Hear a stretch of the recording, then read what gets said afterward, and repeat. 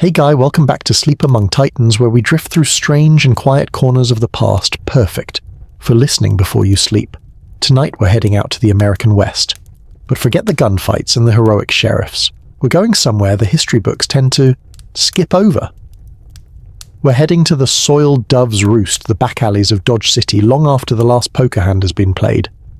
Picture a small room they called them cribs, which is a horribly optimistic name. And inside, a girl we'll call Lilly is performing a ritual. She's washing away the night.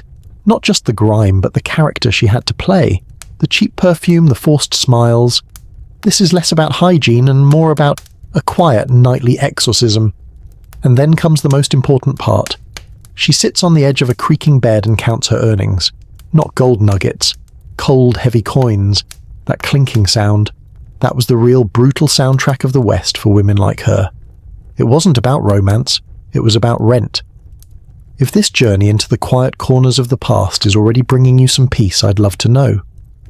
Leave a whisper in the comments telling me what time it is and which city or country you're drifting off from tonight. So what did their world actually look like? Was a velvet-draped parlor house the same as a wooden crib? And who were the lonely men on the other side of that door? Stay with us as we explore the real lives of the women who history tried to forget. So let's step outside Lily's cramped room. The town itself was a temporary place seemingly built from three things: mudwood and a fine layer of dust that settled on everything, including, it seems, most people's dreams. And for the women here, this town had a brutal unspoken social ladder. It wasn't about family or wealth. It was about which building you worked in. On one side of the street you had the parlor houses. Imagine velvet curtains, a piano probably out of tune, and a woman they called the madam serving champagne that was mostly bubbles. It was the illusion of high-class society. On the other side, the cribs. Those grim, tiny wooden shacks lined up like horse stalls. No velvet, no piano. Just a bed, a basin and a door that locked from both sides. This harsh contrast between the fantasy of the parlor and the cold reality of the crib is the real story. If that stark truth behind the glamorous myth of the Wild West makes you think, go ahead and leave a quiet like as we turn these forgotten pages together. So what was life actually like inside that velvet cage? What was the real work they did? And who was the madam who ran the whole show? Was she a protector or just a different kind of warden? The sun in a town like this doesn't rise gently. It kicks the door in, flooding the dusty streets with a harsh, unforgiving light that exposes every crack in the wooden sidewalks and every layer of grime on the windows. For most of the town, this is the start of the day. For Lilly and the other women of the line, it's the end of their workday. Sleep for them is a brief, restless visitor who arrives with the morning light and leaves as the sun begins to set. But now evening is falling. The sky's turning a deep, bruised purple. The respectable townsfolk are lighting the lamps in their homes, sitting down to supper. And in the cribs and boarding houses of the restricted district, a different kind of day is beginning. This is the hour of transformation, the hour where the business of illusion truly begins. You have to understand the woman who gets out of bed is not the woman who will walk into the saloon. The first woman is tired. Her body aches. Maybe she has a headache from the cheap gin the night before. She is quiet and her thoughts are her own. She's a real person. But a real person can't do this job. The job requires a character, a persona, and building that character is the first part of the work. It starts with the armor, and the first piece of armor is always the corset. Imagine the slow, methodical process of tightening the laces, pulling them, until breath becomes a shallow, calculated thing. It straightens the back, lifts the chest, and creates a fashionable silhouette, sure. But more than that, it's a constant physical reminder of the constriction of her life. It's a cage of whalebone and string she willingly puts on every single night. It's hard to feel vulnerable when you can barely breathe. Then comes the face. Not her face, but the face for the customers. A thick layer of white powder, sometimes made with lead, which was a rather unfortunate long-term health plan, is applied to hide the exhaustion, the pale skin, the faint lines of worry. It creates a blank canvas. On top of that, two bright, almost cartoonish circles of rouge on the cheeks and a bold painted lip. It wasn't about looking natural. It was about looking available, healthy, like a doll, perfect and unreal who doesn't have worries or a past. And finally, the uniform, the dress. It was almost always the most colourful thing in the entire town. While the world outside was shades of brown dust, Brown wood, brown canvas. Her dress was a defiant splash of scarlet satin, or emerald green silk, or a shocking blue velvet. These weren't just clothes. They were advertisements. They were designed to be seen from across a smoky, dimly lit room, to catch the eye of a lonely man with a pocket full of wages. She's a canary in a coal mine, a bright flower blooming in the dust. Her very appearance is a promise of something different, something more vibrant than the drab, hard life outside the saloon doors. With the physical transformation complete, the more difficult part begins the mental one. The tired, real woman is locked away for the night. In her place steps a new creation. She might not even use her real name. Tonight she could be Sadie, the witty, sharp-tongued girl from back east, who can hold her own in any conversation. Or maybe she's Daisy, the sweet, innocent farm girl, who seems a little lost, inspiring a man's protective instincts. These weren't just names. They were fully formed characters with backstories, mannerisms, and a specific way of laughing. This performance is what they were truly selling. The illusion of companionship, the fantasy of female attention, in a world almost entirely devoid of it. The real work wasn't what happened later in the rooms upstairs. The real work was downstairs in the chaos of the saloon. Imagine stepping into that room. The noise hits you first a wall of it. The roar of dozens of male voices shouting over each other, the relentless tinny plinking of that out-of-tune piano, the sharp crack of a billiard ball. The air is thick with the smell of stale beer, unwashed bodies, cheap cigar smoke and wet wool. And through this chaotic sea she has to navigate. Her job is to make every man she speaks to feel like he is the only man in the world. This required an incredible and incredibly draining set of skills. She had to be a psychologist, a diplomat, and an actress all at once. She would listen with what appeared to be rapt attention to a homesick miner from Cornwall describe his village for the 100th time. She'd nod and smile even though she could recite the story along with him. She would laugh a bright and sparkling sound at the town sheriff's terrible, predictable jokes. Her laughter was a currency carefully spent to earn favour and protection. She would pour a whiskey with a steady hand, her fingers perhaps brushing, his a small, calculated gesture of intimacy. She had to read the room constantly, to know which man was in a mood for melancholy reminiscence, and which was looking for a boisterous partner in revelry. She had to know how to flatter a man's ego, soothe his anxieties, and most importantly, how to encourage him to buy another round of drinks. And she did all this while maintaining a constant low-level vigilance.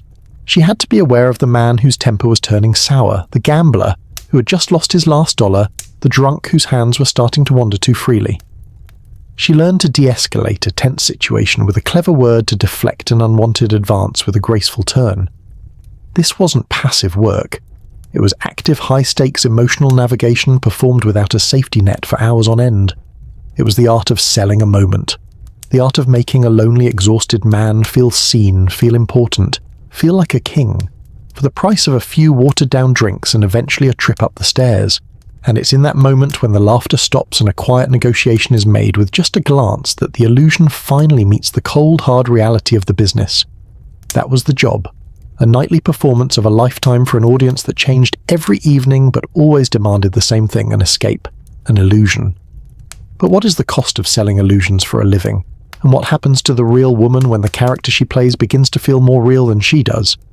So we've just left the loud, frantic world of the saloon and the cribs, a life of nightly survival paid for in cold, hard coins. It's easy to think that anything would be a step up from that. And from the muddy street, the parlor house certainly looked like it was. It looked like an embassy from a better, cleaner, softer world. Instead of a swinging door, it had a heavy oak one with a polished brass knocker. Instead of grimy windows, it had clean glass panes, often draped in heavy velvet or delicate lace, obscuring the world within and without. And from inside, you wouldn't hear shouting or brawling. You'd hear the gentle murmur of conversation, the clink of real glass, and the sound of that piano being played with actual skill. Stepping inside a top-tier parlor house was like stepping into a different reality. The air didn't smell of stale beer and desperation. It smelled of beeswax, good tobacco, and expensive French perfume. The floors were carpeted, the furniture was polished. There were paintings on the walls, maybe not good paintings, but paintings nonetheless. It was an oasis of quiet, ordered luxury in the middle of a chaotic, hard-edged world. And for the women who worked here, it was a world away from Lilly's cold, damp crib. But it came with a price all its own. because this oasis had a queen, and she had rules. Presiding over this quiet kingdom was the madam. Forget the image of a young, beautiful woman. The madam was almost always older, a woman who had survived her own time on the line, and had through sheer force of will and a brilliant business mind clawed her way into management. Let's call our madam Miss Adeline. She wouldn't be dressed in the bright garish colours of her employees. She'd be in dark, expensive silk or taffeta, her only jewellery a heavy gold locket, or a set of diamond earrings that were very, very real. She didn't need to advertise, she was the house. Miss Adeline was first and foremost a businesswoman. She was the founder, CEO, and head of human resources for a very particular kind of company. She managed the books. She paid the sheriff a handsome fine every month to ensure his deputies never came knocking unexpectedly. She negotiated bulk discounts on liquor and linens. She was a pillar of the local economy, a respected if feared figure. And to the women who worked for her, she was in a way a protector. This was her primary selling point. In Miss Adeline's house, you were safe. The clients were different. They were the cattle barons, the railroad tycoons, the successful merchants, the politicians, men with reputations to protect. They didn't come here to brawl. They came here to perform their own version of high-status leisure. The madame vetted them all. No rough drunken cowboys were allowed past the front door. A man who caused trouble in a parlour house wasn't just thrown out, he was blacklisted. His name quietly passed around, his access to this private world revoked. For the women, this meant a reprieve from the constant grinding fear of random violence that haunted the girls in the cribs. But that protection came at the cost of freedom. Miss Adeline's house was a fortress, and its walls were designed to keep trouble out but also to keep her investments in. The women were under a strict set of rules. They were to be downstairs dressed and ready by a certain hour. They were to be charming but not too familiar. They were forbidden from drinking with the clients, a privilege the madam reserved for herself. They could not leave the house without a chaperone, and certainly not after dark. Their lives were micromanaged down to the smallest detail. They were safe, yes, but they were also captives in a gilded cage. And here is the secret. The beautiful, terrible economic trap of the velvet cage, nothing was free. When a new girl arrived, often broke and desperate, Miss Adeline would welcome her with open arms. She would provide her with a room with meals and with a wardrobe of stunning fashionable dresses. It seemed like an act of incredible generosity. It wasn't. It was the first entry in a ledger. That beautiful silk dress, the girl was renting it from the madam at an exorbitant weekly rate. The meals prepared by the house cook added to her tab. The visit from the doctor, the madam insisted upon his fee was doubled and added to her tab. Laundry service, perfume, cosmetics. Everything had a price. The women in a parlour house earned far, far more than a girl like Lilly in a crib, but they rarely saw any of it. The house by rule took a 50% cut of their earnings right off the top. The rest went to paying off their ever-increasing debt to the madam. It was a masterpiece of frontier capitalism, a system of debt peonage designed to be inescapable. A woman could work for years, a celebrated beauty in the finest parlour house in the territory, and end up owing the madam more money than the day she arrived. She could never save enough for that escape fund because there was nothing left to save. The cage wasn't just made of rules, it was forged from debt. The days were strangely domestic, almost like a finishing school for a life they would never have. They would spend their afternoons sewing, mending the expensive gowns, or reading novels. The madame might even give lessons in etiquette, teaching them how to discuss politics or poetry with the clientele. It was a life of structured, enforced idleness, a quiet, simmering boredom that was its own kind of madness. So you trade the chaos of the saloon for the quiet control of the parlour. You trade the freedom to starve for the security of debt. You trade the fear of a knife in a dark alley for the slow creeping despair of never being able to leave. It was a devil's bargain made every day on the frontier. So we've seen the frantic performance of the saloon and the quiet, controlled performance of the parlour. But what about the audience? Who were these men, from the rough-handed miners to the wealthy cattle barons who kept this entire strange economy running? Were they all just villains and brutes? Or were they something else entirely? Were they perhaps just as lonely and lost as the women they paid to forget it? So we've spent our time behind the curtain in the quiet, hidden world of the women. We've seen the ritual of the crib and the rules of the velvet cage. But now it's time to step through the swinging doors of the saloon, to rap on the polished oak of the parlour house, and to look at the other side of this strange, sad transaction. The men. It's easy, almost comforting, to paint them all with a single broad brush, to see them as a faceless mob of villains and brutes the source of all the misery, and let's be clear, some of them absolutely were. The West was full of hard, cruel men, but the vast majority of the clients, the men who kept this entire fragile economy running, they weren't monsters. The truth, as always, is far more complicated and infinitely more lonely. To understand their story, you have to understand the profound, crushing loneliness of the American West. It was a place that could swallow a man whole. These weren't towns filled with families and neighbors who'd known you since birth. They were temporary camps full of strangers all chasing a dream, all 1,000 miles from anything they could call home, and in that vast emptiness they were starved for one thing above all else, a moment of human connection. Let's meet a few of them. First there's the boy. He's maybe 17, come from Cornwall or Ireland, drawn by posters promising gold in the hills. He's been here 6 months. He sleeps in a freezing bunkhouse with 50 other men, and he spends 12 hours a day in the dark, cold mud of a mine shaft. He's never been away from his mother before. He walks into the saloon, his weekly pay clutched in his hand, and he is terrified. He doesn't know how to talk to the woman who approaches him, so he just talks. He tells her about his village, about his mother's baking, about the green hills that look nothing like these brown dusty ones. And she, the woman whose job it is to create an illusion, will listen. She'll ask him a question or two. And for 10 minutes she isn't a soiled dove and he isn't a customer. She's just a kind, listening ear, and he is just a boy who's a very, very long way from home. He's paying not for her body, but for a fleeting memory of his mother's warmth. Then there's the cowboy. He's just come off a 3-month cattle drive. For 90 days his only companions have been other men, thousands of cows and a horse that doesn't talk back. He smells of leather trail dust and a loneliness so vast you could map it. He doesn't want a chaotic brawl. He wants to sit in a warm room at a real table and listen to a piano, even an out-of-tune one. He wants to be reminded that a world of softness, of perfume, of quiet conversation still exists. He might pay a woman just to sit with him at his table to share a bottle of whiskey and talk about nothing in particular. He's paying for the feeling of civilization, and in the parlor house you'll find the merchant or the banker. He's a respectable man, a pillar of the community. He has a wife, a family, a home with a white picket fence. His life is rigid, formal, and suffocatingly proper. He doesn't come to the parlor house for what you think.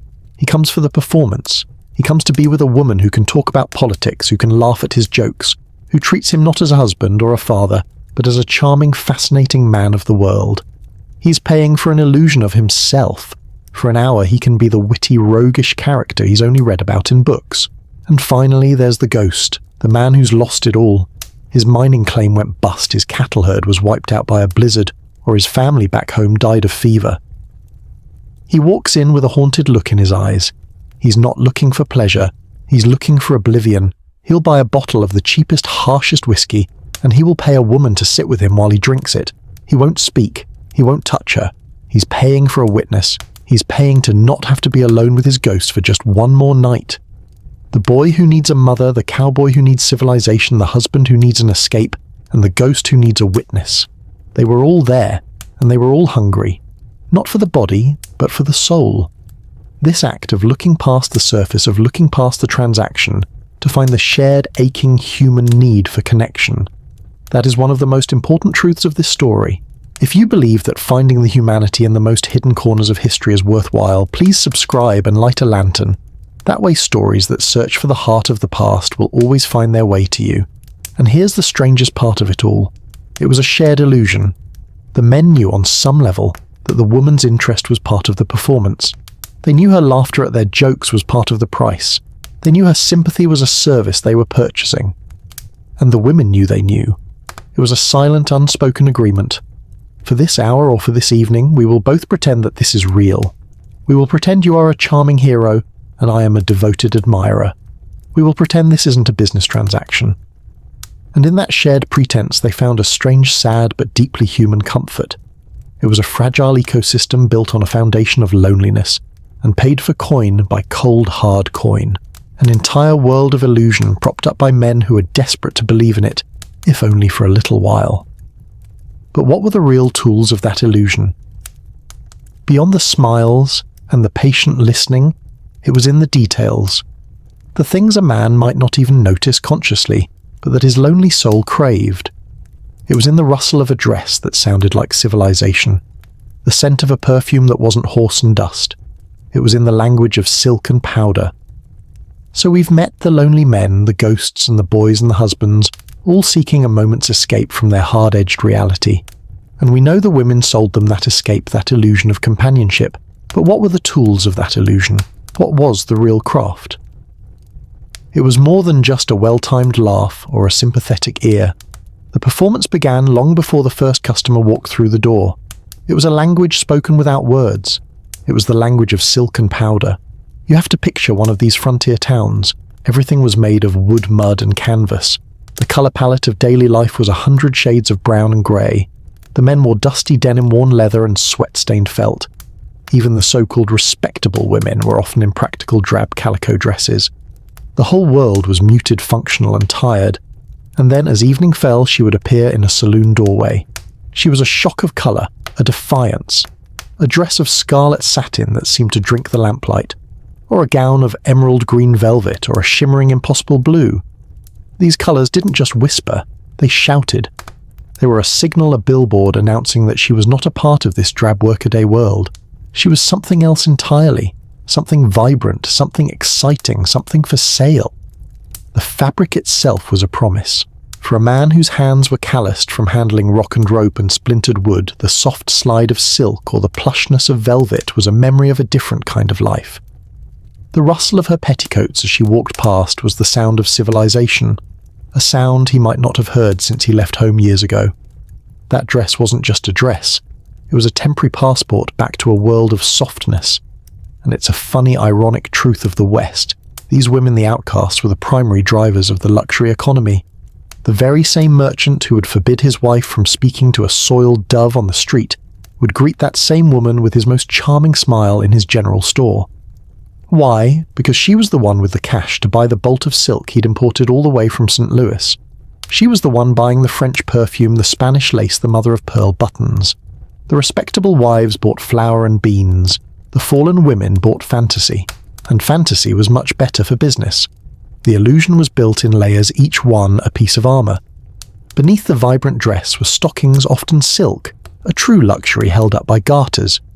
There were layers of petticoats to create the fashionable full-skirted silhouette, and of course the ever-present corsets cinching the waist to an impossibly small dimension.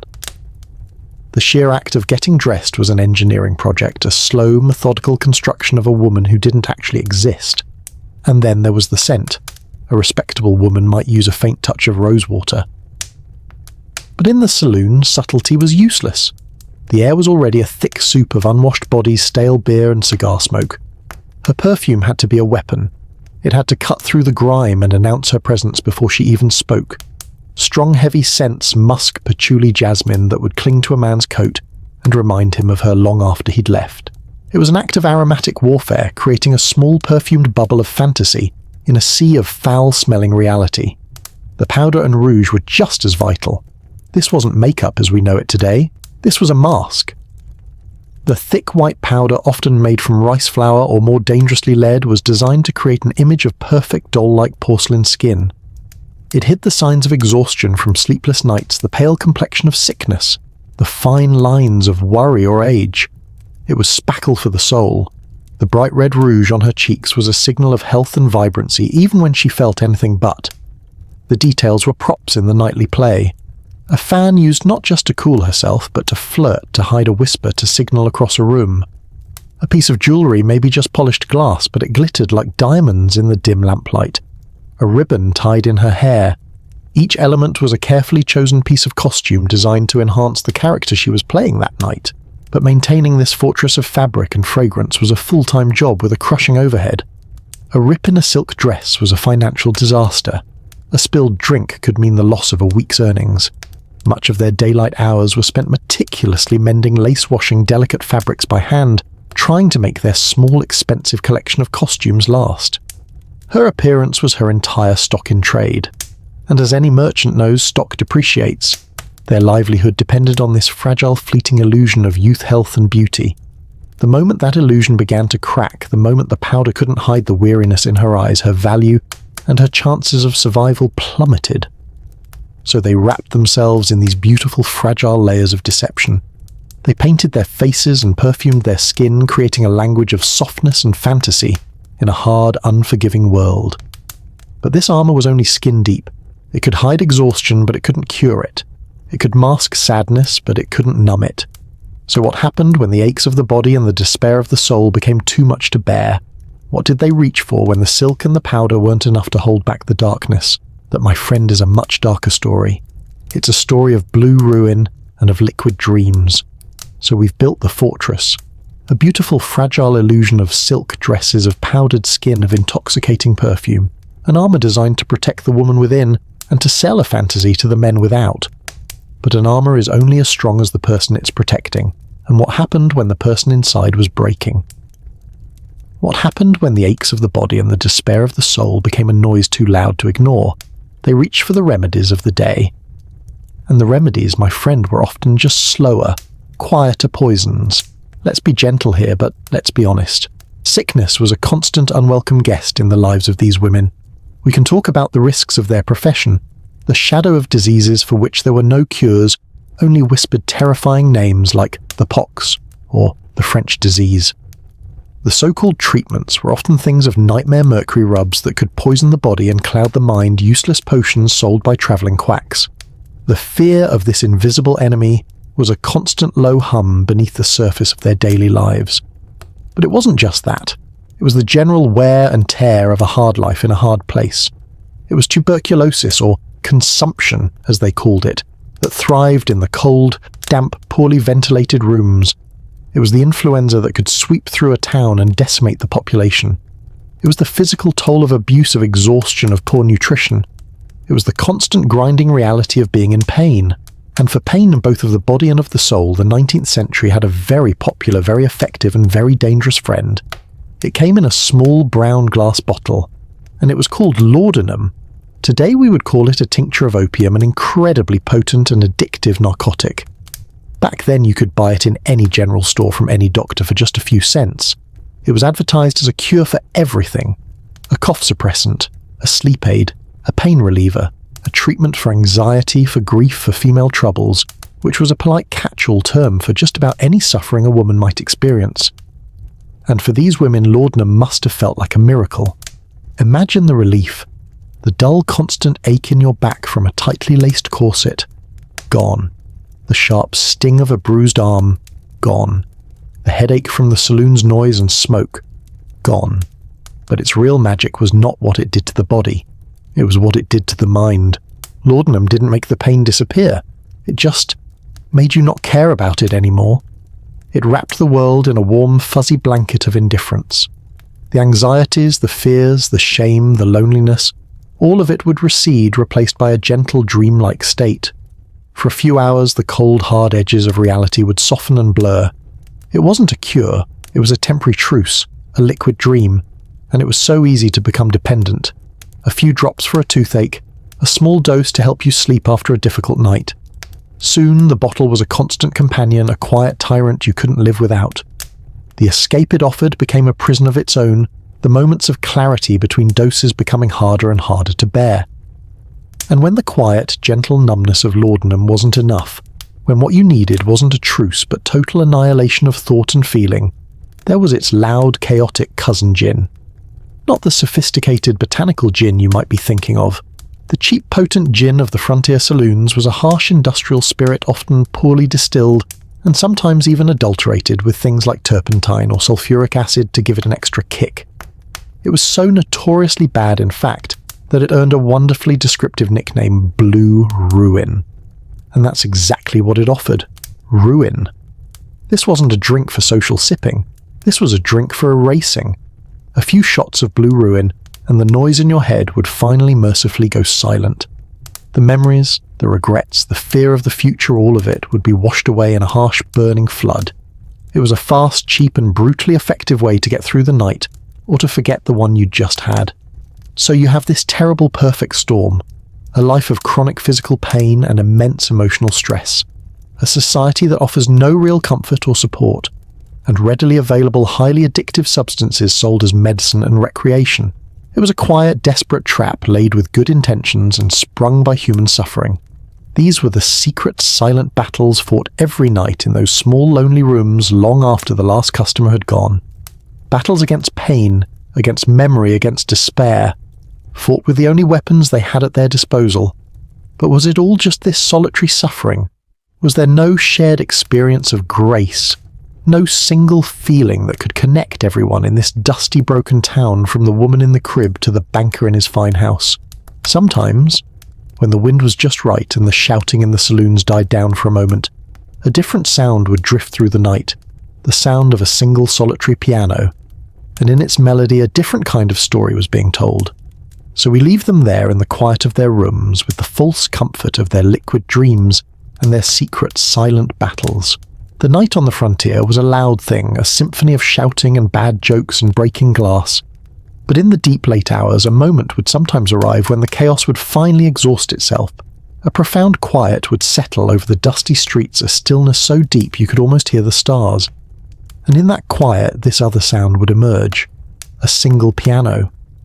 Maybe played by a so-called professor with a mysterious past, or perhaps a homesick cowboy who knew a few simple chords. The melody would drift out from the saloon's empty hall, a thin, beautiful thread of sound weaving its way through the entire town. This music wasn't for dancing, it was for remembering.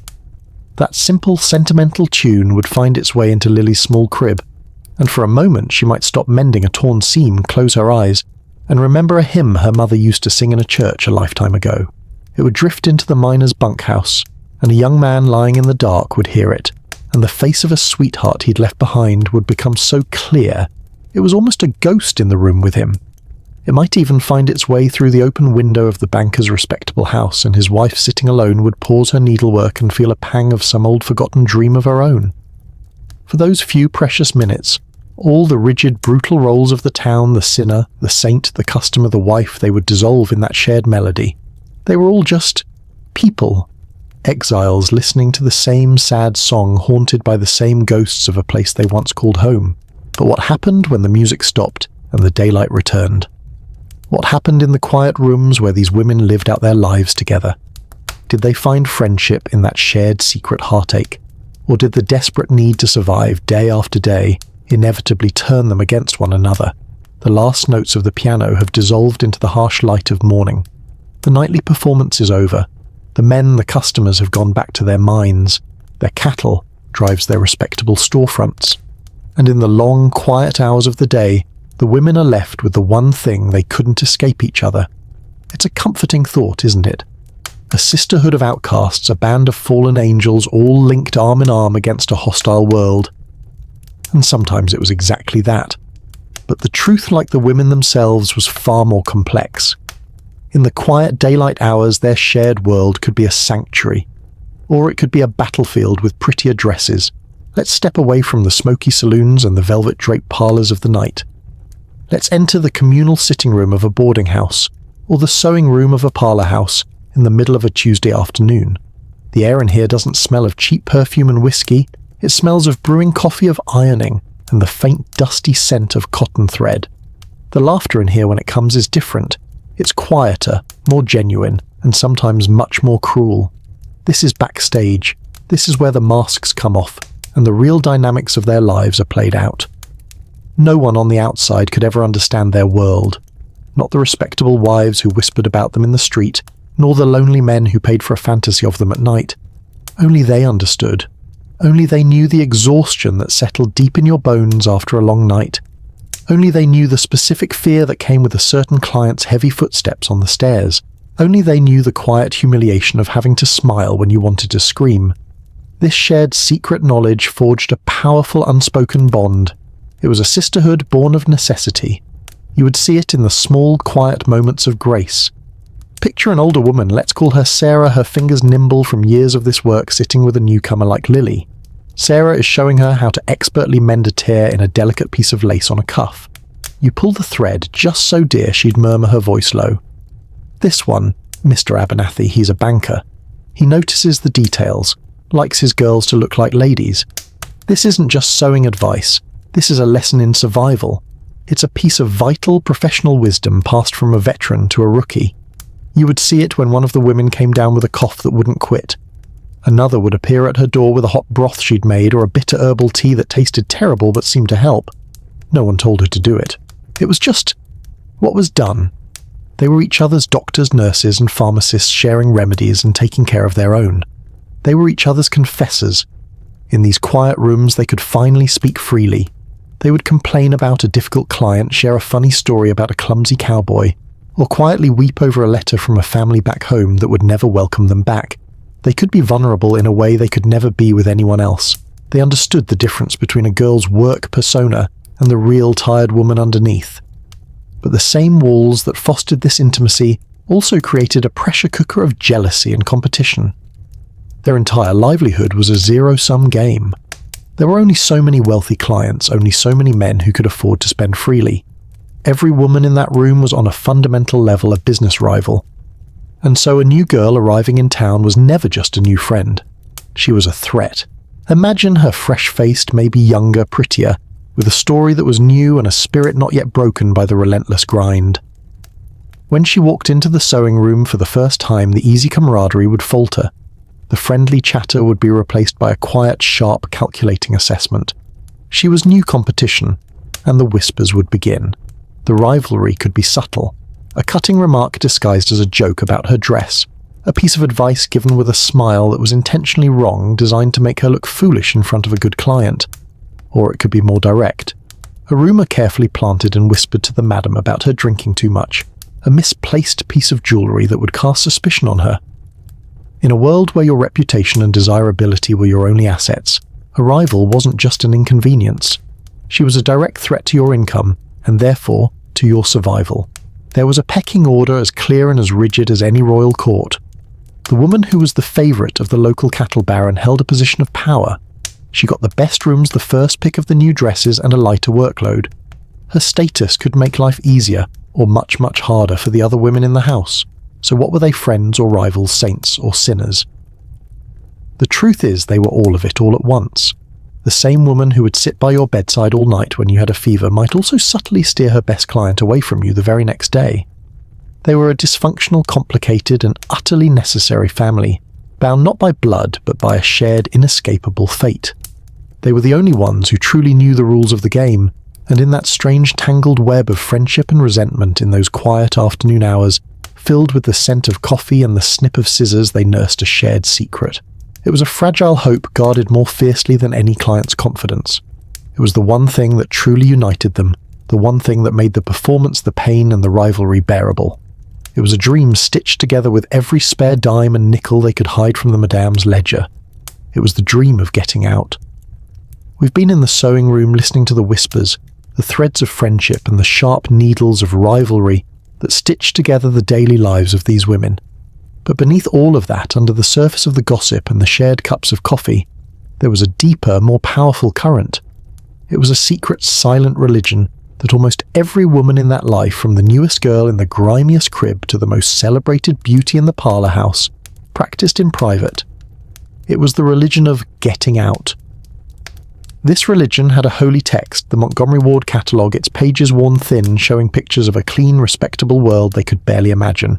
And it had a sacred ritual performed in the dead of night when a woman was finally truly alone. Picture it. Lilly in her small room. The door is barred. She kneels on the cold floor and works a single floorboard loose. From the dark space beneath, she pulls out a small, cheap tin box, maybe one that used to hold tea or biscuits. This is her sanctuary, her bank, her entire future. She takes the few coins she managed to hold back from the night's earnings, maybe a nickel, maybe a dime saved by watering down her own drink or skipping a meal, and she opens the box. Inside there might be a few dollars painstakingly saved over months. The sound of her single new coin dropping in to join the others is the quietest, most hopeful sound in the world. It is the sound of one more brick being laid on a road that might lead somewhere else. That tin box hidden in the dark held more than money. It held the dream. But what was the shape of that dream? It was different for every woman, but they usually fell into one of three categories. The first and most common was the marriage plot. This was the great romantic fantasy of the West. She wasn't just working, she was waiting. Waiting for the right man to walk through the door. Not just any man, but a kind one. a lonely rancher with a bit of land or a merchant whose eyes held a flicker of genuine affection. He would be her regular, he would grow to care for her, and one day he would see past the painted face and the satin dress, see the good woman underneath, and he would rescue her. He would ask her to marry him, and she would trade this life for a small clean house, a garden, and maybe children. A place in respectable society. It was a beautiful, powerful fantasy. It was also, with very few almost miraculous exceptions, a complete work of fiction. The bitter irony is that the men who enjoyed her company the most were often the ones who would never marry her. A man might find her witty or beautiful or a comfort to his lonely soul, but the social stigma was an unscalable wall. When it came time for that lonely rancher to find a wife, he wouldn't choose the woman everyone in town knew. He'd write a letter back home to his cousin in Ohio, or his sister would arrange a match with a good church-going girl he'd never even met. The woman he'd spent 100 nights confessing his dreams to would get a polite, awkward goodbye, and maybe a $20 bill for her trouble. So for the more pragmatic women, the ones who had seen the marriage plot play out and end in heartbreak too many times, there was a different dream, the businesswoman plot. This was the dream of the woman who wasn't waiting for a prince to rescue her. She was saving to become a queen in her own right. She knew she could never be respectable in the traditional sense, but she could be independent. And independence was the next best thing. Her escape fund wasn't for a wedding dress, it was for a down payment on a small business. She would listen intently to the gossip of the men, not for entertainment, but for market research. She learned which businesses in town were failing, which plots of land were for sale, what the miners were complaining about a lack of. She was an intelligence agent gathering data for her future life. Her dream had a name and a sign she could picture in her mind, the Silver Spoon Diner, or Helena's Millinery and Fine Goods, or most commonly the Traveller's Rest Boarding House. A clean, quiet place she would run herself, where she would be the one holding the keys. But this dream too was a cruel mirage. Let's do the grim math. A girl in a crib might only clear a few dollars a week after paying her rent and expenses. A woman in a parlor house had her massive inescapable debt to the madam. To save the hundreds, maybe thousands of dollars needed to buy a property and start a business could take a decade. A decade in a life that could wear a woman down to nothing in a year or two. And even if by some miracle she saved the money, the stigma would follow her. Would the respectable wives of the town buy their hats from a former soiled dove? Would they allow their husbands to stay in her boarding house? Her past was a ghost that would likely kill her new business before it ever had a chance. And so there was the third and perhaps most poignant dream, the simplest one, the dream of just going home, saving enough money for a one-way train ticket back east, back to the family she ran away from, back to a town where she was once just a girl. But this dream was perhaps the most impossible of them all, because home wasn't there anymore. The girl who left was gone forever, and the woman who would return carried too many hard miles and too many sad secrets in her eyes. How could she explain where she'd been, where the money for her new dress came from? The shame was a barrier as real as the Rocky Mountains. Now, did anyone ever make it? Yes. The stories were whispered like legends. A madam who was shrewd enough to retire a wealthy if ostracized landowner. A beautiful girl who did capture the heart of an unconventional outsider, who didn't care about her past. They were the exceptions that proved the rule. They were the lottery winners, and their stories were the fuel that kept the dreams of all the others alive. So the dream was the engine. It was the quiet hope that got them through one more performance, one more loveless night. It was the proof that the woman inside the costume was still there, still planning, still human. The cruelest part of the cage wasn't the bars themselves. It was the fact that the door looked from a great distance like it might one day be unlocked. So they held on to these fragile dreams of a safe and respectable future. But what about the brutal reality of the present in a town overflowing with whiskey guns and volatile men? What stood between a woman and a moment of violence that brings us to the law, and the often conflicted man who wore the star? So we leave them with their dreams, these fragile secret hopes of a future tucked away in tin boxes under loose floorboards. But a dream of a safe tomorrow doesn't do much to protect you from a dangerous tonight. And the West, for all its romance, was a dangerous place, especially for a woman with no family, no husband, and no legal standing to speak of. We need to talk about safety, because for these women, safety wasn't a right you were born with. It was a commodity, a service you paid for, negotiated daily with no guarantee of delivery. And the greatest, most constant threat wasn't a band of outlaws or a rattlesnake. It was the man on the other side of the door. Let's be in that small crib with Lilly again just for a moment. The transaction is over. The man is getting dressed, but he's had too much to drink and maybe he feels he didn't get his money's worth. His voice, which was friendly a moment ago, has a new hard edge to it. He wants more of her time, or maybe he wants his money back. The air in that tiny locked room becomes thick with a sudden cold dread. This was the razor's edge they walked every single night. The tightrope. Every client was a gamble. Most men were just lonely or drunk, but some were violent. And the women had to become experts in the art of de-escalation. They learned to read the subtle shift in a man's eyes, the tightening of his jaw. They learned how to use a soft word, a quick joke, or a feigned tear to diffuse a temper that could ignite in an instant. Their wits were their only real shield. But what happened when their wits weren't enough? Who protected them? Well, the town had a lawman, a sheriff, or a marshal. A man with a dusty hat and a shiny tin star, a walking symbol of order and justice. And on a Saturday night, after he'd collected his pay and had a few drinks, he was often a customer. This is the great unspoken hypocrisy that sat at the heart of every frontier town. The very man tasked with policing the sin of the restricted district was often one of its most reliable clients. He knew the madams on a first-name basis. He knew which girls were new in town. He was a part of the world he was supposed to be regulating, and that regulation was for the most part a business arrangement.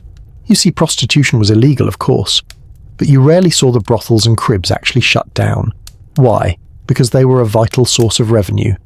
About once a month, the sheriff would conduct a very polite, very theatrical raid. He would round up all the women and the madams and march them down to the local courthouse. There would be no trial. They would all plead guilty to vagrancy or disturbing the peace. The judge, who also likely knew them all, would levy a fine, say $5 or $10 a head. The madame would pay the fines for all her girls in cash. The women would be released. And by that evening, it was business as usual. It wasn't a punishment. It was a business expense. A sin tax. The town's dirty little secret was that the sin it publicly condemned was privately funding its new schoolhouse or the paving of its main street. The law didn't want to eliminate the vice. It just wanted to tax it. So what did that monthly fine actually buy them? It bought them a very fragile, very conditional form of protection.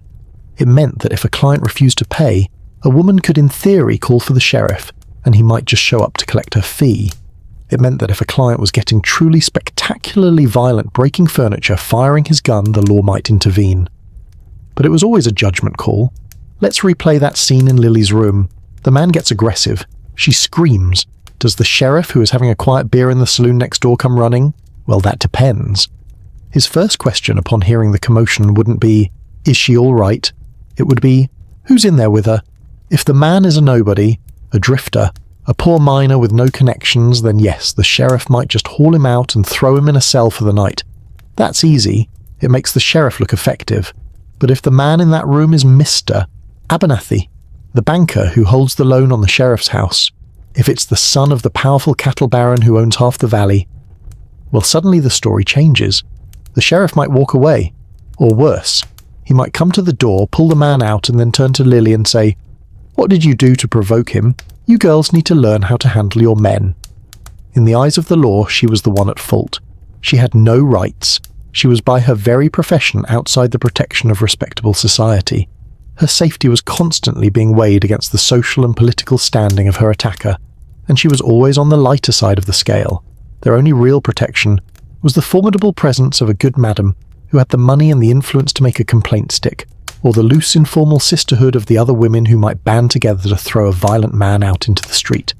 The man with the star was not their saviour. He was at best a volatile business partner.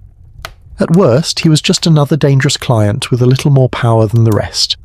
They had to navigate this treacherous landscape every day, balancing the physical threat from their clients with the financial and legal threat from the town itself. Their safety, like their beauty, was an illusion that required constant, exhausting maintenance. But this life, the violence, the sickness we spoke of, the blue ruin and the laudanum, it takes a toll. A body can only endure so much abuse. A spirit can only bend so far before it breaks. So what happened when a woman's luck finally ran out? What happened when her youth and her health, the very currency she used to buy her fragile safety finally began to fade. That, my friend, is the final unwritten chapter for so many of these women. The story of the end of the line. We have stood in the lawman's shadow and felt the chill of a justice that was for sale. We've seen the constant grinding vigilance required to simply stay safe in a world of volatile men. But the greatest danger these women faced, the one enemy that could not be charmed or bribed or avoided, wasn't a violent man or a corrupt sheriff. It was quieter, more patient, and in the end it was always undefeated. The greatest danger was time. In a world where your entire worth, your income, your safety, and your very identity were tied to the fleeting qualities of youth and beauty, every new day was a tiny defeat. Time was the ultimate thief. It was the first fine line around the eyes that the powder could no longer completely hide.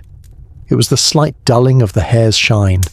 It was the cough from years of smoky saloons that lingered a little longer each winter. It was the weariness that settled not just on the face but deep into the bones, a tiredness that no amount of sleep could ever truly cure. These were not just signs of aging. In their profession they were business failures. They were notices of termination from the only world they knew. And for so many this began a long, slow, heartbreaking descent. A journey down the very social ladder they had so desperately tried to climb. Let's imagine our friend Sarah, the veteran we met in the sewing room, the one who was so kind to the new girls. For years she was a star at Miss Adeline's parlour house. Respected, requested, she made a good living within the confines of that velvet cage. But now she's in her late 20s, which in this world might as well be middle-aged. A new younger woman has arrived, and she has captured the attention of the wealthiest clients. Sarah's bookings begin to dwindle. The conversation with the madam would be painfully polite. There would be no shouting, no firing. Miss Adeline would simply call her into her private office, pour her a small glass of sherry, and speak of the changing tastes of the clientele. Perhaps a change of scenery would do you good, my dear, she would say, her voice full of false sympathy.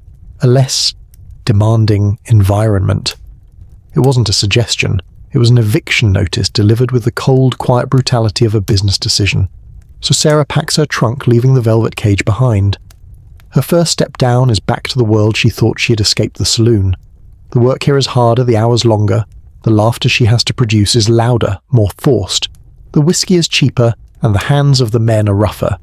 She has more freedom now, but she has lost the shield of the parlour house's exclusivity. She's older than the other girls in the saloon, and she carries the quiet sadness of her demotion in her eyes. The saloon life takes its toll. To keep up with the pace, to numb the aches and the disappointment, she begins to rely more heavily on the gin on the laudanum. Her health, already fragile, begins to fail. After a bad bout of pneumonia one winter, she loses the vibrancy the saloon requires. She can no longer maintain the performance, so she takes the next step down. She moves into one of the cribs. Now her world has shrunk to the size of Lilly's room. The beautiful dresses are long gone sold for medicine, or rent for this tiny damp space. The clients are no longer the wealthy elite, but the poorest labourers' men who pay in nickels and dimes. The work is constant, desperate and dangerous. The hope that once lived in her eyes has been replaced by a flat, empty stare. Eventually, even the meagre rent for the crib becomes too much. This is the final step. She is out on the street. She becomes a ghost in her own town. A figure in a threadbare shawl hovering in the shadows of the alleys, shunned by the very saloons she once worked in. The men who once paid a week's wages for her time now look through her as if she were made of glass. The end for so many was quiet. It wasn't a dramatic shootout. It was a final rattling breath in a cold rented room or in a back alley, succumbing to consumption or a fever or the slow poison of addiction. Alone, with no one there to hold a hand or whisper a prayer, and then the burial. If there was a burial, every town had a cemetery, and every cemetery had its own social hierarchy. There was the main section with the respectable families, their plots marked with carved marble angels, and surrounded by neat iron fences, and then usually in a far neglected corner, often on a hill, was the potter's field. Boot Hill, the place for the outcasts, the penniless, the unknown. That is where they were buried. There would be no ceremony, no procession, just a simple pine box, if they were lucky, carried by a couple of city workers. A shallow hole dug in the hard, unforgiving ground. The box would be lowered, and the dust of the West would cover the story. No hymn, no preacher, and no stone. No marker to say who she was, where she came from, or that she had ever existed at all. Her real name and the name she worked under were both forgotten, erased by the wind and the rain. It was a final brutal act of social invisibility. And that perhaps is the greatest tragedy of all. Not just the hardness of their lives or the loneliness of their deaths, but the way they were so utterly completely forgotten, their stories buried in unmarked graves as if they were never there at all. But was this grim, lonely fate the inevitable end for every single woman? In a world so defined by the cold, hard logic of the transaction, was there any room left for grace, for a single selfless act of compassion, with no expectation of payment? Sometimes, even in the darkest corners, a small light could be found. We've just stood at the edge of that lonely unmarked grave in the potter's field, a final silent testament to a life of slow decline and quiet erasure. It is a hard story to hear. It leaves a chill in the soul. And it's easy to believe that this world, the world of the soiled dove, was built entirely of cruelty, hypocrisy, and cold, hard transactions. But that's not the whole truth. Human life is never that simple, never that purely dark. A story without grace is an incomplete one. And even in the most desperate corners of the West, in the middle of all that dust and despair, there were moments of light. They were small, they were quiet, they were often hidden from view, but they were there. There were drops of kindness. Let's talk about the town doctor. For most of these women, a visit to the doctor was a humiliating ordeal. He would treat them, of course, their health was after all a matter of public concern. But he would often do it with a cold clinical distance, his face a mask of judgment. His fee would be high, and he would demand it in cash up front. But then sometimes there was a doctor like old Doc Alistair, a man who had been in the West for 40 years, who had seen more suffering than any 10 men should. His office was cluttered and smelled of antiseptic and old books, and when one of the women from the line came to his door weak with fever or nursing a bruised rib, he didn't see her profession. He saw a patient. He would treat her with the same quiet, gentle dignity he afforded the mayor's wife. He would listen to her lungs clean a wound and offer what medicine he had. He wouldn't ask prying questions about how she got the bruise. He wouldn't lecture her on morality. He would just help. And when it came time to pay, he might look out the window and say, "Well, the weather looks like it's turning. You'd better hurry home." And when she would insist on paying the $2 fee, he'd suddenly become very busy, unable to find his ledger, and would shoo her out the door, telling her to settle up with him next time, and next time that somehow never came. It wasn't about the money. It was an act of quiet rebellion against the town's hypocrisy. For 10 minutes in his office, she wasn't a commodity. She was simply a person who was in pain. Or think of the shopkeeper, the man who ran the general store. In a town built on credit, the women of the line were a terrible risk. Many merchants would only deal with them in cash, and would often overcharge them knowing they had few other places to go. But then there was a man like Mr. Chen, a Chinese immigrant who ran a small dry goods store. He knew better than anyone what it was like to be an outsider, to be looked down upon by the respectable folk. And he knew a simple business truth: the women were his best customers for anything that wasn't a sack of flour, so he treated them with respect. He would save the new bolt of blue ribbon he knew Lilly would like. He would greet her with a polite nod. And if she was a few dollars short at the end of the month, he might make a quiet note in his book and say, "Pay me when you can." He wasn't a saint. He was a kind man and a good businessman. And that small act of trust, of being treated like a valued customer instead of a pariah, was a gift beyond price. And sometimes, most rarely and most preciously of all, there was a genuine friend. Not a client, not a madame, not a business owner, just a friend. Someone else who lived on the fringes of society. Perhaps it was the woman who did the town's laundry, her hands permanently raw from lye soap, who was just as invisible to the respectable ladies. Picture 2 such women sitting in the back of the laundry on a quiet afternoon, the air thick with the smell of steam and clean linen. They share a cup of hot bitter coffee. They don't talk about work. They talk about the weather. They talk about a stray dog they both feed. They talk about how much they miss the changing seasons back east. For an hour, they are not a prostitute and a laundress. They are just 2 women sharing a moment of peace in a world that offers them very little of it.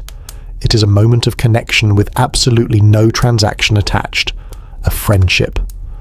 Why do these small, seemingly insignificant moments matter so much in the telling of this story? Because in a world that was constantly, relentlessly screaming at these women that they were worthless, that they were disposable, that they were invisible, these quiet acts of compassion were a whisper that said, "I see you. You are a person. You matter." It was a drop of water in a vast dry desert. It didn't make the desert bloom. It didn't change the harsh reality of the landscape, but it was enough to keep a fragile, thirsty thing alive for one more day. These moments of grace don't erase the tragedy of the unmarked graves or the pain of a life lived in the shadows, but they make the picture whole. They remind us that even in the harshest of circumstances, humanity can and does survive in small, stubborn and beautiful ways. So as we leave this town of dust and dreams of cold coins and quiet kindness, it is time for us to return. Time to leave their world behind and come back to the warmth and the safety of our own beds, and to think about what these forgotten women in their struggle and their grace can teach us about our own search for peace. And so we leave them there, in that town of dust and dreams of cold coins and quiet kindness. Let the image of the dusty street and its false-fronted buildings begin to fade. Let the sound of the lonely piano dissolve into the silence around you. Feel the hard wooden bench of the saloon, or the lumpy straw mattress of the crib soften into the comfort and support of your own bed, right here, right now. Take a slow, deep breath and arrive back in the peace of your own room. You are in a warm, safe space. The door is closed to the troubles of the world, not to the whims of a paying customer. The air around you is still and calm, not thick with cigar smoke and desperation. The profound quiet you hear is the sound of peace, not the brief, exhausted pause between one struggle and the next. Tonight we went searching for the story of the soiled dove of the American West, a figure often painted as a one-dimensional caricature, either a tragic victim or a romantic hero with a heart of gold. But I hope what we found instead was something more true and more human. We found the story of Lilly performing her quiet ritual to wash away the night. We found the story of Sarah, her long descent from the velvet cage to the unmarked grave. We found the story of Clara, who dared to dream of a different life, even if that dream was a fragile, distant star. We found their quiet dignity in the face of constant humiliation. We found their resilience in a world designed to break them. We found their capacity for friendship and their moments of grace in a world that showed them little of either. We learned that they were not just their profession. They were not a footnote in a story about cowboys and gunfighters. For a little while tonight they were the story, and by listening we have performed our own small, quiet act of remembrance, pushing back just a little against the erasure of history. They spent their lives searching for a moment of peace, a moment of safety, a place to finally set down their heavy burdens. That peace, that safety is what you have in this moment. It is a gift. So now let the burdens of your own day, which may feel as heavy as a pouch of cold coins, begin to lighten. Let the roles you had to play, the performances you had to give, dissolve. Your workday is over. The need to be strong, to be witty, to be anything other than what you are right now is gone. Your only task is to rest. Let go of the worries and the anxieties. They have no place here. Sink a little deeper into the comfort that surrounds you. Feel the gentle pull of sleep, a kind and patient friend waiting to offer you a quiet sanctuary. There are no illusions here, only the simple, honest truth of rest. If this journey to the forgotten corners of the West brought you some measure of peace tonight, I would be honoured if you would leave a whisper in the comments telling me what time it is and what city or country you're drifting off from. It's a quiet wonder to see how our stories connect us across the sleeping world. A simple like is a way of letting these forgotten voices know that after all this time their stories are still being heard. And a subscription is a quiet promise, a lantern lit in the window, so that we can find each other again for our next journey. Until then, may your own burdens be light. May you be treated always with a drop of kindness, and may your dreams be gentle. Sleep well.